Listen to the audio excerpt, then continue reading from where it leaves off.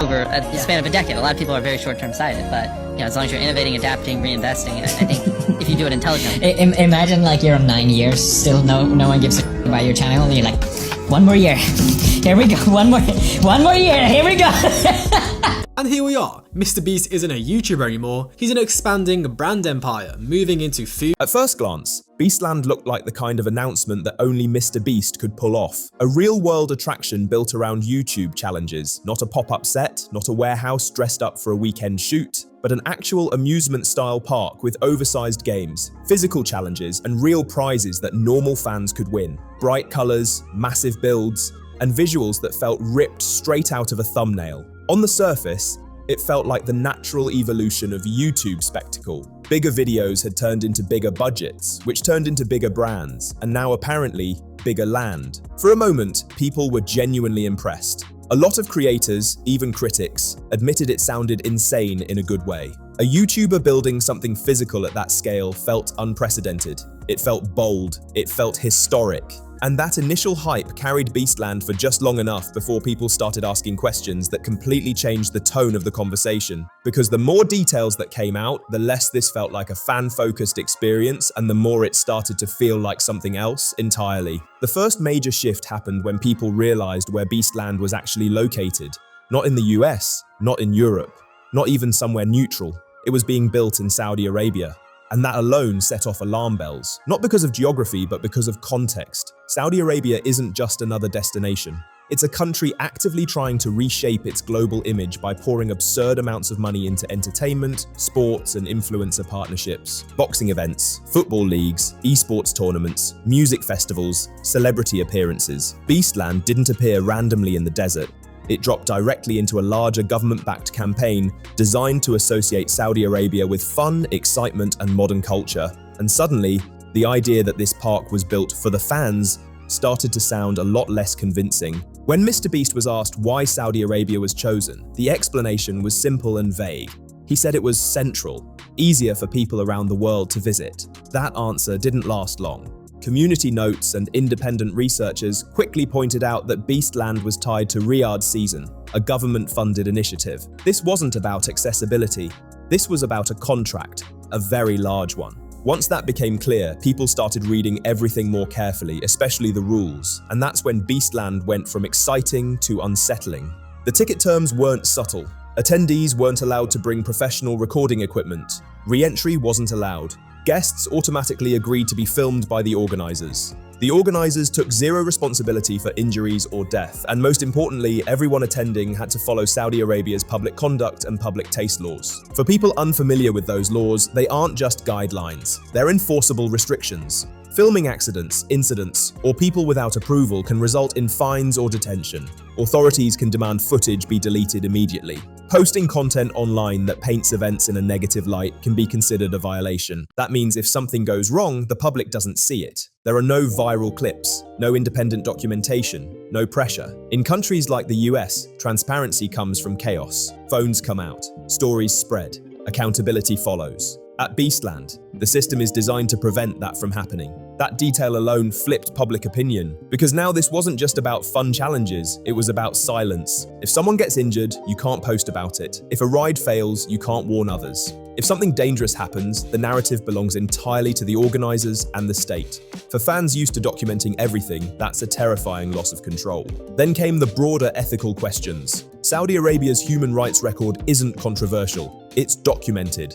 The country consistently ranks near the bottom globally for freedom of expression, political rights, and civil liberties. LGBTQ+ identities are criminalized. Public dissent can result in arrest. Journalists operate under heavy restriction. Transparency is not part of the system. That alone made people question why a creator whose brand depends on openness, filming, and audience trust would choose to plant a massive project there. But the most disturbing concern came next: labor. You don't build large-scale attractions without workers, lots of them, and in the Gulf region, that raises serious red flags. Migrant labor abuse in Saudi Arabia and neighboring countries has been documented for years. Workers recruited from poorer countries, passports taken, long shifts in extreme heat, delayed or withheld wages, unsafe housing, unexplained deaths. Human rights organizations don't use soft language here. They call it modern slavery. The numbers are staggering. Tens of thousands of reported migrant worker deaths tied to mega projects over the last decade across the region. These aren't internet rumors. These are findings from international watchdog groups. Groups call it modern slavery. Dark secrets of the Qatar World Cup. The lack of human rights. Qatar still uses the kafala system. Essentially, this gives their employer control over their lives. They can take away their passport if they want to leave the country, forcing them to work in poor conditions and on a low wage. That low wage works out at about $275 per month.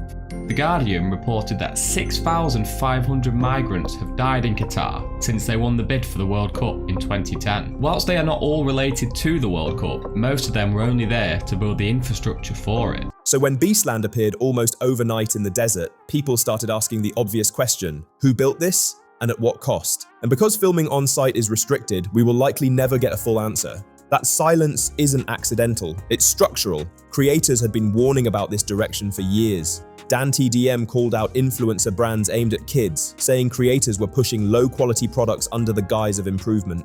Jacksepticeye openly criticized how YouTube had shifted from creativity to optimization and profit at all costs. PewDiePie mocked grind culture long before it became mainstream criticism. Beastland feels like the physical endpoint of that evolution. It's no longer about videos, it's about expansion. It's about partnerships. It's about positioning a brand inside systems far larger than YouTube. MrBeast isn't just a creator anymore. He's a corporation with multiple revenue streams, international partners, and now government involvement. And corporations don't operate on vibes. They operate on contracts. That's why this moment feels different. This isn't merch drama. This isn't a bad product launch. This is a real-world project that puts real people in real situations under real laws. And when you add government control, restricted filming, and a history of human rights abuse, the stakes change completely. This isn't cancel culture, this is scrutiny. And whether MrBeast intended it or not, Beastland exposed a shift people had already felt but couldn't quite articulate. The guy who once gave money away on camera for fun is now operating at a scale where ethical questions matter more than spectacle. And once you reach that level, you don't get to hide behind thumbnails anymore. This isn't the end of MrBeast, but it might be the end of the untouchable image. The moment where fans stopped seeing a creator and started seeing a machine.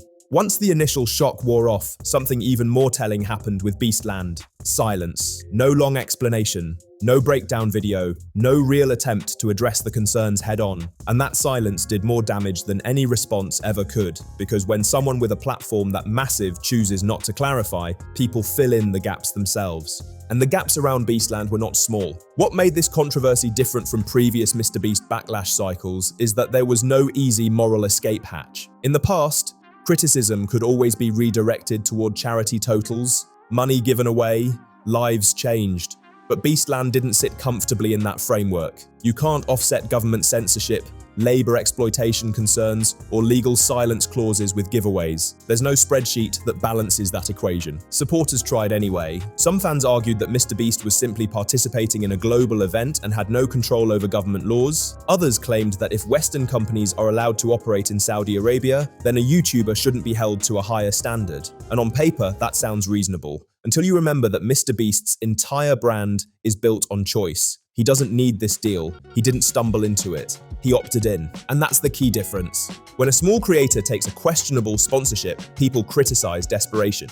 When the biggest YouTuber on the planet signs onto a state-backed PR initiative in one of the most restrictive countries in the world, people question intent. This wasn't survival, this was expansion. That expansion mindset explains everything else. The food brands, the drinks, the restaurants, the merchandise, the AI tools, and now a physical attraction tied to geopolitical optics. Each move makes sense individually. Together, they paint a picture that's hard to ignore. MrBeast stopped being a creator who sometimes makes business decisions. He became a business that sometimes makes content. That shift is subtle, but once you see it, you can't unsee it. Beastland wasn't marketed like a normal theme park. It was marketed like an experience inside the MrBeast universe. A place where fans could feel close to the brand. But proximity without agency is not participation. You're there, but you're not allowed to document freely. You're involved, but only on approved terms. You're a guest in a space designed to be controlled. That's not community, that's managed exposure. And the fact that this happened in a country where dissent is actively punished only amplifies the discomfort.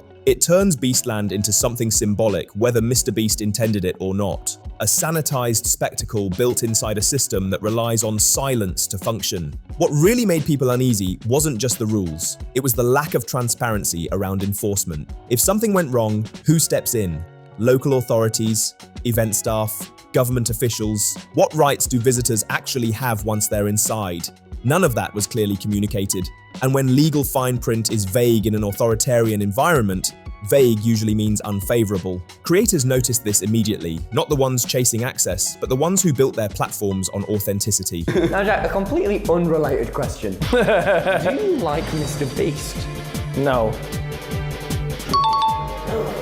Jack, do you think Mr. Beast ruined YouTube? Yes.